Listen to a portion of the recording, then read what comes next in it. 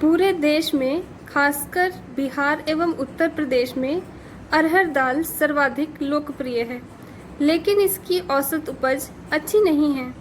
किसान भाई इसकी खेती कैसे करें कि अधिक उपज प्राप्त हो? और देखिए, ऐसा है कि अरहर जो है बिहार राज्य की, उत्तर प्रदेश की, आंध्र प्रदेश की, महाराष्ट्र की या कहीं भी पूरे देश की दलहनी फसलों में एक सर्वाधिक महत्वपूर्ण फसल है और लोकप्रिय भी है। यानी कि इसकी जो मांग है पूरे वर्ष बनी रहती है और लोगों को इसकी चाहत होती है और इसकी पैदावार जो है बिहार राज्य में बड़े पैमाने पर होती है। या जहाँ तक उत्पादन का बात है तो उत्पादन के लिए एक चीज़ सबसे जो इम्पोर्टेंट है वो ये है कि किस्म, कौन सी किस्म आप इस्तेमाल कर रहे हैं। तो अभी देखिए, बहुत अच्छी अच्छी किस्में आ गई हैं, जिसमें कि एक बहुत ही नई किस्म आई है LRG 41। इसके अलावा नरेंद्र अरहर 1, नरेंद्र अरहर 2, मालवीय चमत्कार, शरद, बहार, पूसा 9, ये सारी अरहर की किस्में हैं जिनको कि आप लगा सकते हैं।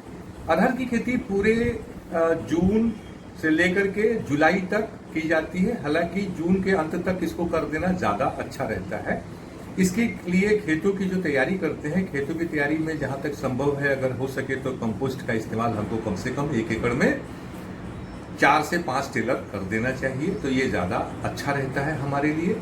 साथ ही साथ इसकी जो शुरुआती दौर में इसको भोजन देने के लिए इसमें कम से कम 50 किलोग्राम DAP और 1 एकड़ में 30 से 32 किलोग्राम पोटास और अगर संभव हो तो कम से कम 12 से 15 किलोग्राम यूरिया ये खेत के तैयारी में हमें दे देना चाहिए। इसको देने के बाद अभी जो बरसात के समय में हम अरहर लगाते हैं, इसको 75 सेंटीमीटर की दूरी पर कतार से कतार लगाना चाहिए और पौधे से पौधे के बीच में 1 फीट की दूरी रखी जानी चाहिए।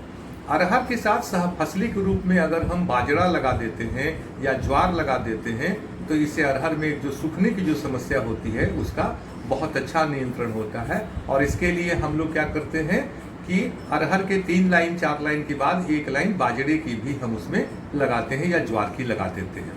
साथ ही साथ अरहर के जो 2 कतारें हैं, 2 कतारों के बीच में हम उड़द की भी खेती कर देते हैं और उसमें कम से कम 2 से 3 लाइन उड़द की 1-1 फीट की दूरी पर हम लगा देते हैं। तो इससे जो हमारी अरहर बड़ी होती है उसके पहले बीच में ही हम कुछ और फसलों की भी तैयारी कर लेते हैं। इससे हमारा जो लाभ है वो हमारा बढ़ जाता है।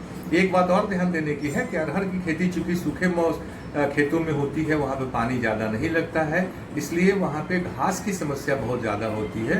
तो खरपतवार नियंत्रण के लिए हमें शुरुआती दौर में ही उसमें पेंडिमिथिलिन नामक जो दवा है इसको 1.33 लीटर प्रति 200 लीटर पानी में घोल करके अरहर लगाने के 2 से 3 दिनों के बाद हमको 1 एकड़ खेत में छिड़काव कर देना चाहिए।